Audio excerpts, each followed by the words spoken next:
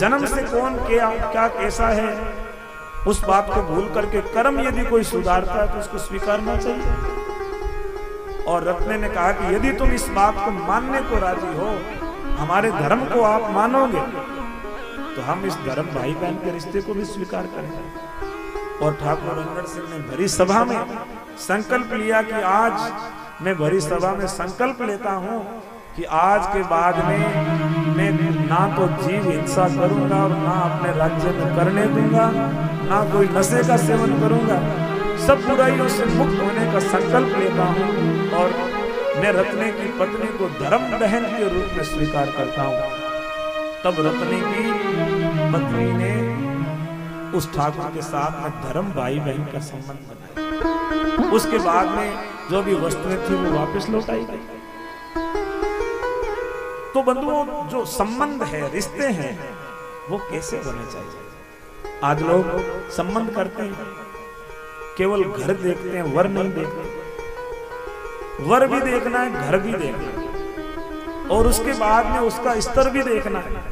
सारी चीजें देख करके यदि संबंध बनेंगे तो वो टिकाऊ होंगे, नहीं तो केवल जो है थोड़े दिनों के बाद में वो संबंध बिखरते हुए ताश के पत्तों की तरह बिखर जाते हैं। सब चीजों को देख करके हमें संबंध करना चाहिए। रत्ना अपने गहने लेकर के वहां से निकला,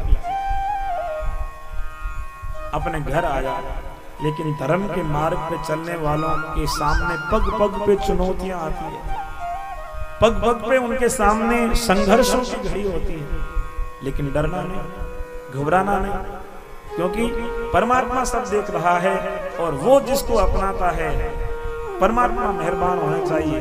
जगत रूठे तो सो रूठे। रत्ना घर आया तो घर माताएं बहनें होती है, उनकी अपना जो है भाव होता है। उन्होंने कहा कि बहू क्या लेकर के आई। अब बहू के पास में लेने को तो कुछ था ही नहीं। बताया कि इस प्रकार से लड़ाई झगड़ा करके आए और वहां से नाराज होकर के निकले, कुछ लाई नहीं। तो इधर मां नाराज हो गई, ऐसी बहू को मैं घर में पैर नहीं रखने दूं। जाओ पारवा गांव वाला खेत में इसको ले जा और वहीं तू रख, मेरे घर में मत लेके आ। अब पारवा गांव में एक खेत आता है, उस खेत में रत्ना गया, जाकर के जो भी भाव बन रहे हैं, परिस्थितियां बन रही है, रत्ना सोच रहा है कि ये सब परमात्मा भाव बना रहे हैं, उनके प्रति बड़ा कर्तव्य अंदर से बड़ा स्थिर है रत्ना। पारवा में खेत जाके देखा तो खेत में जो बाजरी थी उसके सिट्टे तोड़े हुए। पहले घरों में जो है धन होता था, वो पशु का धन होता था या घी इकट्ठा किया हुआ होता था, वो भी धन की श्रेणी में आता था। अब जब अलग अलग होते तो घी की पांति भी होती, दान की पांति भी होती, पशु धन की पांति भी होती, आपस में भाइयों में बंटवारा होता। लेकिन रत्ने को जो बर्तन दिए वो तो सारे पानी के भर के दे दिए, खेत दिया, वो बाजरी तोड़ा हुआ दे दिया, सिट्टे तोड़े हुए, अब खाएगा क्या।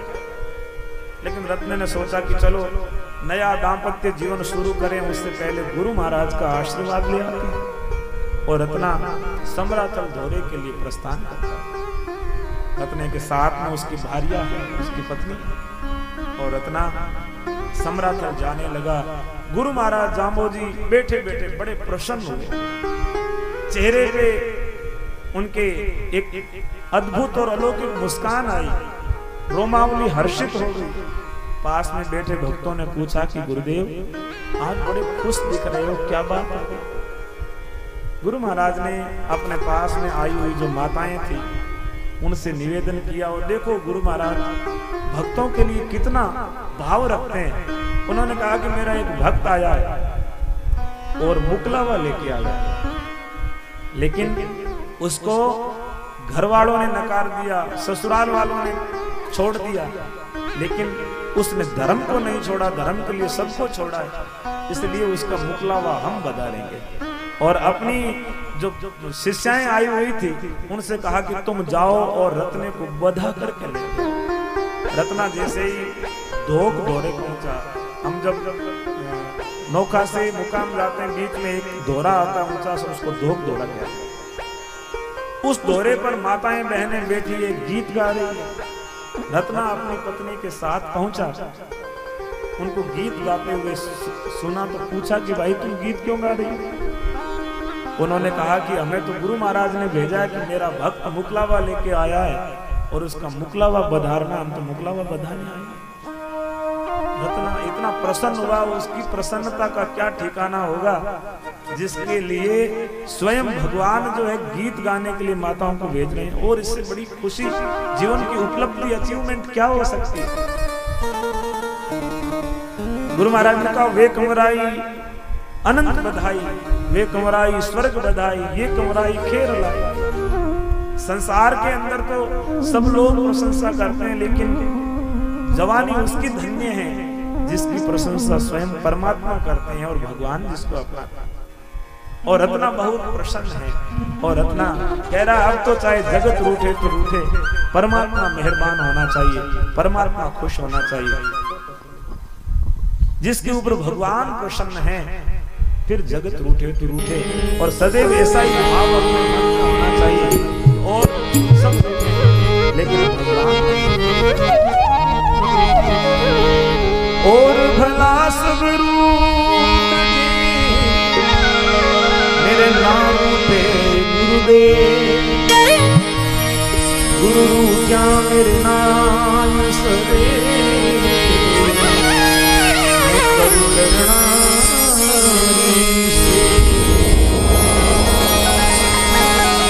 सामरियो राखी चाहिए, चाहे जगत रूप देशा।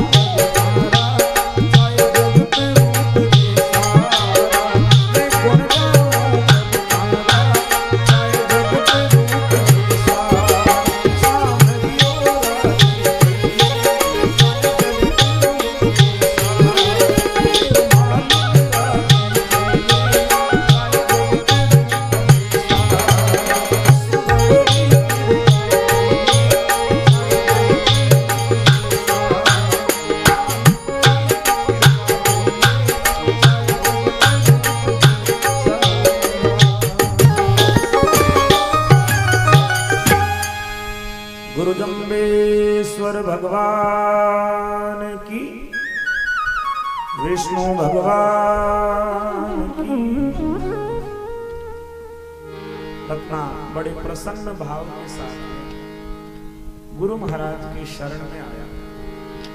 सब लोग गीत गाते हुए, बधाई गाते हुए रत्ने को सम्राटल घोड़े पर लाए। गुरु महाराज के पास में बैठे सब भक्तों ने रत्ने का स्वागत किया, अभिनंदन किया और सभी ने नव दंपति को आशीर्वाद भी दिया कि आपके इस कार्य से गुरु महाराज प्रसन्न हुए हैं और भगवान प्रसन्न हुए तो आपके जीवन में कोई अभाव तो रह ही नहीं सकता और आपका जीवन दीर्घायु हो, आपका भविष्य उज्जवल हो। सबने रत्ने की भूरी भूरी प्रशंसा भी की और रत्ने को आशीर्वाद भी किया। गुरु महाराज के समक्ष रत्ने ने दंडवत प्रणाम किया। गुरु महाराज ने अपना वरद हस्त रत्ने के सिर पे धरा। रत्ना कुछ बोल नहीं पा रहा, नेत्र गदगद हो गए हैं। रत्ने ने कहा, गुरुदेव मुझ अकिंचन को इतना आपने स्नेह दिया है, अपना आशीष दिया है, इस ऋण को मैं कैसे चुका पाऊंगा। भगवान कहने लगे, रत्ना तूने तो ऋण पहले ही चुका दिया है।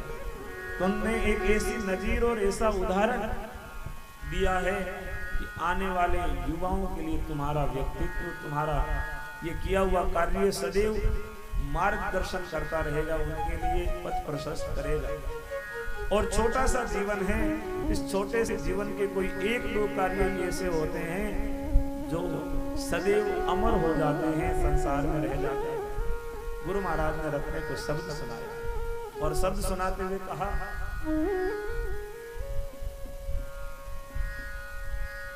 विष्णु विष्णु तू भण रे पानी, इस जीवन के हावे खिण खिण आवगटंती